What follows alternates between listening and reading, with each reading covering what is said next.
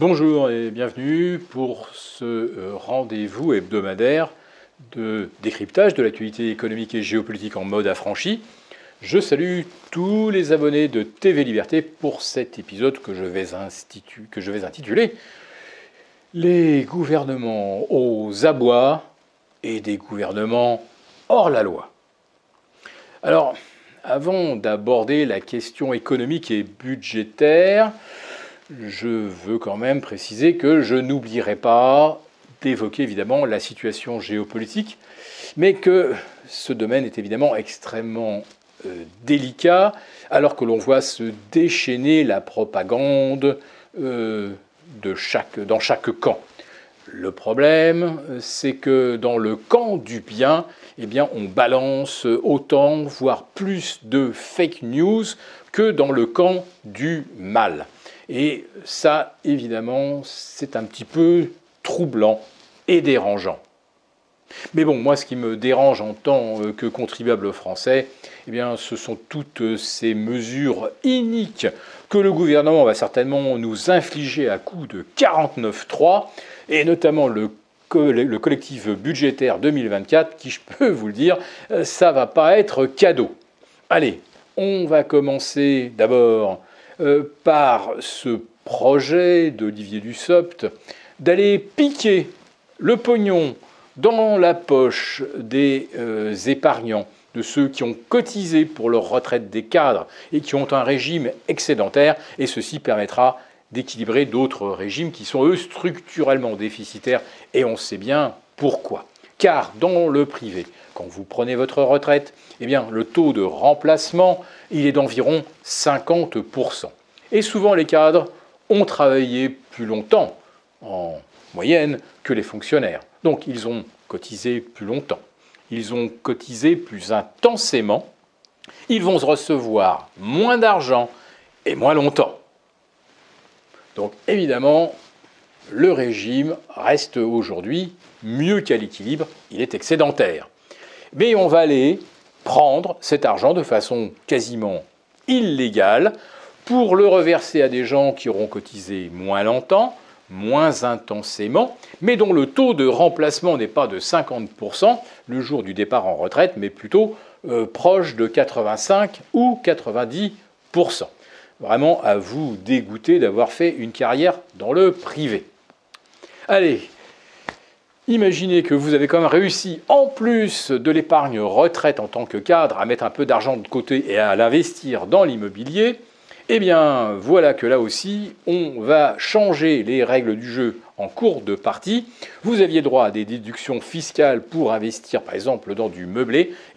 Ces avantages vont probablement vous être supprimés.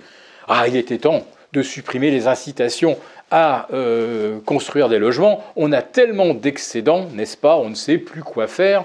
Il y a tellement de gens qui hésitent aujourd'hui entre plusieurs appartements lorsqu'ils décident de changer de travail et de région. Non, on est en pénurie et on s'organise pour créer encore plus de pénurie.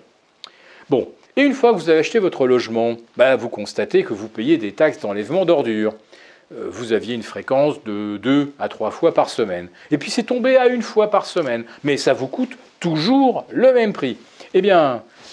Pour beaucoup de communes, en 2024, non seulement vous n'aurez plus qu'un enlèvement par semaine, mais si vous voulez obtenir un deuxième enlèvement, il va falloir payer en plus. Qu'est-ce qu'on peut voir également comme autre forme de douille? Oui, toujours ces diagnostics DPE faits au doigt mouillé, sur lequel Bruno Le Maire envisageait éventuellement de revenir, de repousser à 2025 ou 2026. Mais non, on va bel et bien continuer de retirer des biens du marché pour non-conformité et aggraver encore la pénurie sans que l'on ait en face la moindre incitation à contrebalancer cette détestation élyséenne de l'immobilier.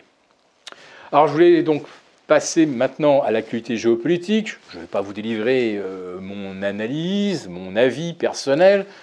qui n'engage que moi.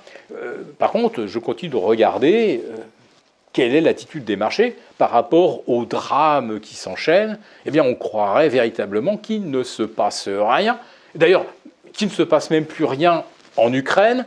D'ailleurs, on entend M. Zelensky se plaindre que le Proche-Orient, aujourd'hui, mobilise beaucoup trop l'attention des médias et qu'on ne parle plus, évidemment, de la résistance héroïque des Ukrainiens.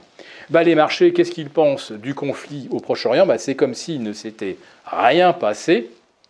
Les marchés obligataires qui servent généralement de refuge lorsque le contexte géopolitique est tendu, non seulement ne fait rien, mais en plus de ça, les taux se dégradent, ce qui est complètement atypique comme scénario. Le dollar qui devrait servir de refuge, il est ferme, mais sans plus. L'or a rebondi vers 1940, il a simplement effacé son dernier mois de baisse, ce qui était logique et mécanique vu la hausse des taux. Et les marchés d'actions, il n'y a rien. Pas de tendance, pas d'orientation et pas de volume. Alors ça, je peux vous le dire, lorsque les marchés sont sans direction et sans volume pendant une durée qui aujourd'hui approche les 7 mois, avec une évaporation de la contrepartie, forcément les gérants vont chercher à se protéger sur des marchés dérivés qui, eux, sont extrêmement volatiles. Le jour où cette volatilité arrive dans des marchés d'actions qui sont complètement creux, là, je peux vraiment vous parler d'un scénario explosif.